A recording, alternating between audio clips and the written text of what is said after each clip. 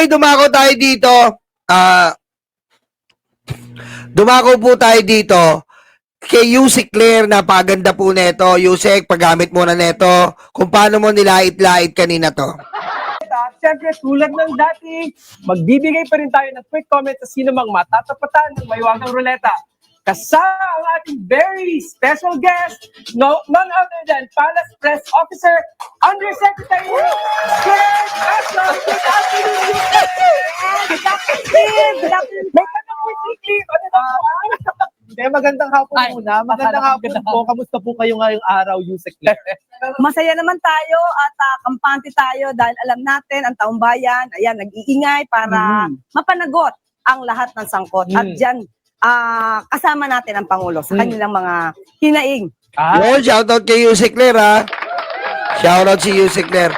At sana po, sa tulong po ng mga, ma-interview po natin si Yusek Claire. Abangan nyo po yan. Yusek Claire featuring, Nyolo featuring Yusek Claire.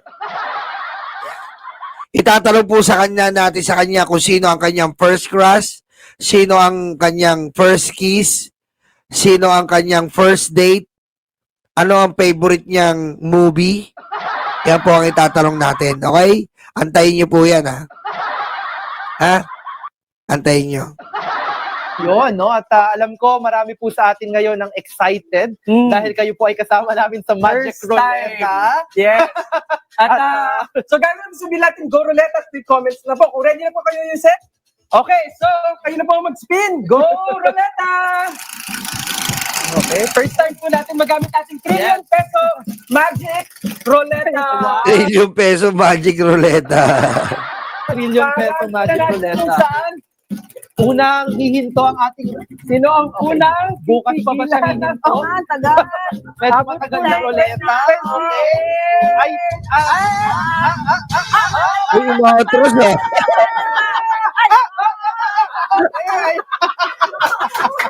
ay, okay. Lumabas na ating... Kwento, ha? Yes. Sige, Yusek. Si Senator Robin Padilla po. Oh, Robin Ang Padilla. unang tinamaan ay... Tinamaan. Oo. Nilandigan po. Senator Robin Padilla, inamin naman niya na kahit sunugin siya, amoy siya Duterte. So can we say blind follower? Pero alam mo, yan ang gusto ko kay Yusek Claire. Yan ang gusto ko sa kanya. Prangka siya. Kung ano yung sinasabi niya, yun talaga eh.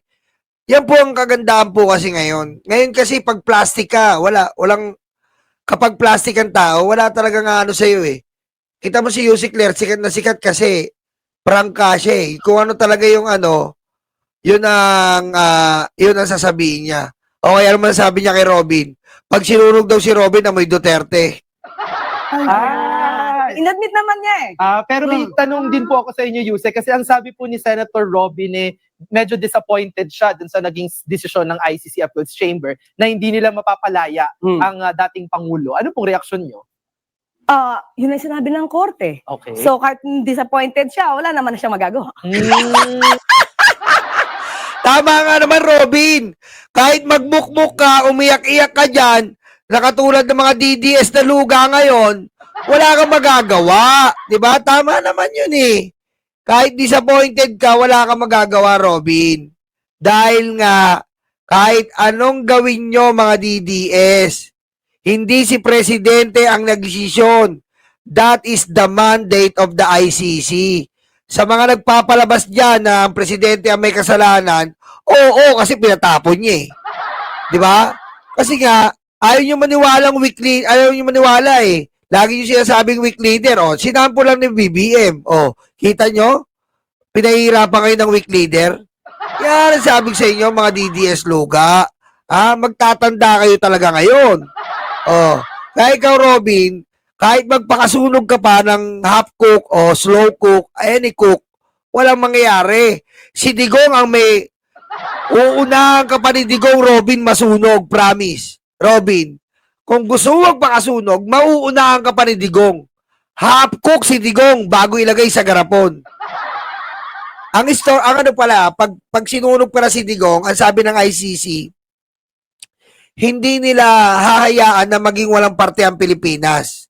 Kumbaga, susunugin nila ng half muna, sa sa Netherlands, then bilang respeto sa soberanya ng Pilipinas, dito na yung ifo-full. Well done.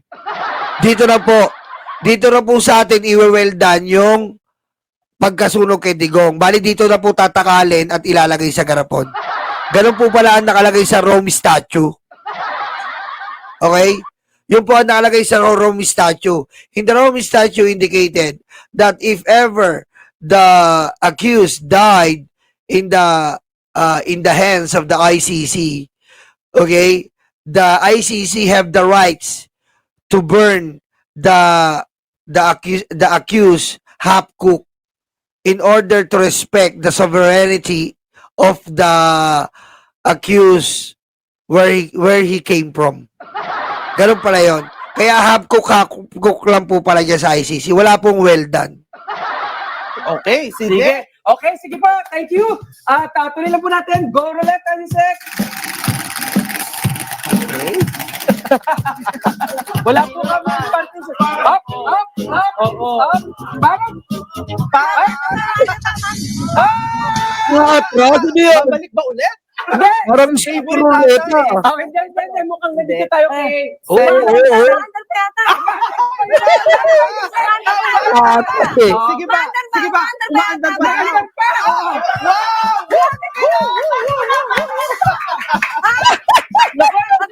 Grabe. Tatapat kay Harry Roque.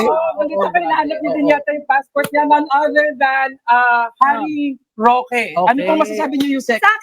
Sa akin palagay, he's a user. Hoy! User po. Aray! Ginagamit niya ang mga Duterte Mhm. para masabi na may political persecution. Hoy! Kasi kung Totoo! wala yung pangalan ng Duterte, alam naman natin kung ano yung kinakaharap niyang kaso. It's a criminal case for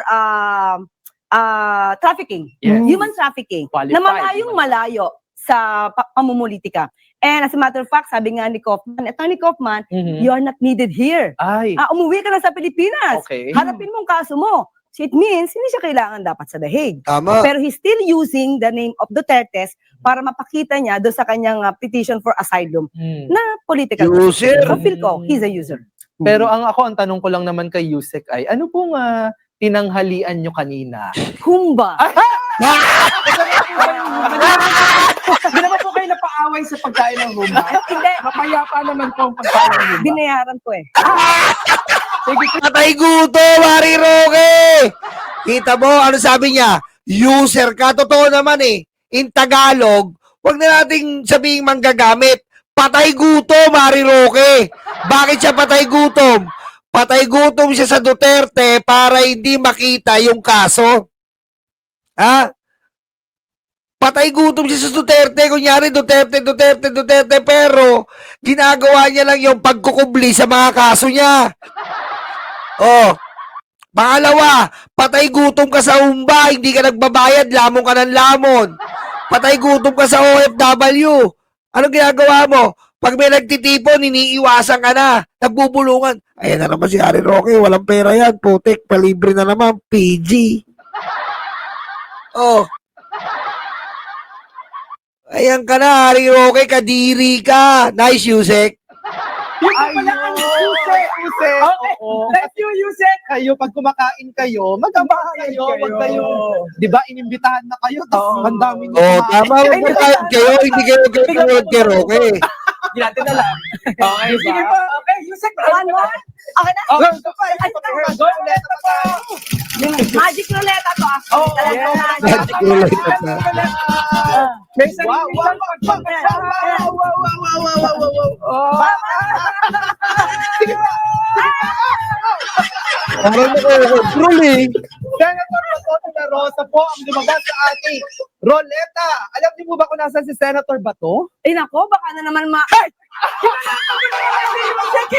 magiging controversial na naman yung Oo. tanungan kung nasa saan ang mga Kayo po ay taga-estado.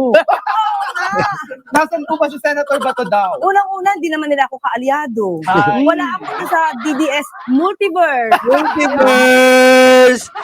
Ay, yung DDS po talaga may multiverse eh. May sarili po silang planeta. May sarili po silang guni-guni. May sarili po silang pag-uutak. Ay, hindi pala, walang utak, pagluluga. Di ba? Yung normal na batas, normal na sitwasyon, iba tingin nila doon. May multiverse na nagangayop. Lagyan ko. Ligutan, di ba? Wala tayo sa DDS Multiverse. Unang-una, hinahanap na nga rin siya ni SP Tito Soto. Yes. At mukhang hindi na siya nakakapagtrabaho at napapabayaan niya ng kanyang trabaho. So, ang hanapin natin, maliban kay Senator Bato, nasaan yung tapang niya? Ano Saka, no? ang tawag dito, sinabi niya nung impeachment, guided daw siya ng Holy Spirit. Pero Ayan. Spirit na umaakit sa kanya. Holy Spirit na daw. Hindi, ang tanong ko nga dito kay Senator Bato, kasi sinabi ni Ombudsman, di ba po, na baka may paparating na, o lumabas na nga ata para sa kanya na nakita niya na daw yung arrest warrant mula sa ICC, no? Eh, kayo po, sa tingin niyo po ba ay papasok sa proseso, magpapaloob ba sa proseso, magpapa-aresto po ba, Senator Bato? Naku, tandaan natin ano ba nangyari sa pagpapa-aresto dati kay Pastor Kibuloy. Oo. Kung parang hindi nakatulong sila kay General Torre at that time. At sila pa yung nagpapaimbestiga na mukhang merong mga pang-aabuso sa kaibigan nila na si Pastor Kibuloy. So, di natin alam kung the same scenario or same pattern ang mangyayari dyan. Kung sa Senado naman po, kasi may mga panawagan din na dapat daw proteksyonan ba siya ng Senado? Dahil habang, di ba, di daw siya pwedeng dakipin habang nasa Senado. Although ako, disagree ako dyan. Siyempre, kung kilala may naman arrest natin, warrant, di ba, dapat hindi na proteksyonan ng Senado. Ano po Tama. mensahe niyo dyan? Tingin ko, alam naman ng Senado hanggang saan yung limit nila. Kasi pag yung penalty, ang imprisonment is more than 6 years, hindi na nito maikukubli. Baka yung pamunuan ngayon ni Senator or rather SP Tito ang question kapag na-violate yung konstitusyon. Okay. Sige. Okay, maraming salamat, Yusek. Wala na si Bato. Ayan ang mga DDS. Pinapasweldo ng taong bayan para magtago. Iwi. Kadiri. To the luga level. Iwi. At, ready na ba kayo ulit? Yes! Okay, ready na ulit na! Scam yung ruleta na to eh. Scam yung ruleta eh. Lahat ng kaaway ni Yusikler doon tumatama eh. Scam. Parang may isa pa dito na dapat mapili. Siyempre, Wala pa akong kinalaman sa pagpigil ng ruleta. Napaka-magical po ng ating ruleta. Ang napili naman po ay si Vice President Sara Duterte na recently sinabi ang sabi ni VP Sara ay siya naman daw pala ay ready na. Oo, ready naman daw po talaga na pala siya mag-assume kung kinakailangan. Ang inyo pong comment. Alam mo, nasa konstitusyon naman yan eh. Ang Vice President naman talaga dapat ready kung legally mawawala ang Pangulo Tama. sa posisyon. Pero sa ingay ngayon, na yung mga kaalyado pa niya nagsasabing mag-resign ang Pangulo at meron mga team-itim pa na nanggugulo. So, in the midst of that, sasabihin Grabe talaga si Yusik, no? May mga team itim pa. Grabe talaga, no? niya ngayon na ready siya. Anong ibig sabihin nun? Ibig sabihin nun, ready siya para sa mga extra judicial remedy. Parang unconstitutional, ready siya for that remedy. So, yun yung hidden message dyan. Kaya sinabi natin political destabilization yung kanyang pananalita. Tsaka ano daw po no, yung pagiging bukod sa pagiging ready, ang tanong din kasi ng ating mga kababayan ay competent ba, 'di ba? Mapagkakatiwalaan ba Yes. kung siya po ay aakyat bilang pangulo? Kasi ako, ang natatandaan ko, hindi pa rin nasasagot yung mga aligasyon tungkol sa Confidential. paggamit ng confidential funds, no? Yan ang mga host. Alam nyo, yan po yung mga host. Ganyan po yung mga host. Sa totoo lang yung sinasabi, hindi katulad ng political analyst na malaki yung ilong. Yung nakikita natin sa Sesame Street, si Miss Piggy. Yung nakadebate ni Yusek Ler. Yung pinagmula ni Optimus Prime. Diba? Feeling niya na kala mo Diyos na Diyos ituring ang mga Duterte. Walang ginawang masama yung Duterte. Ready daw ang mga Duterte. Dapat lang.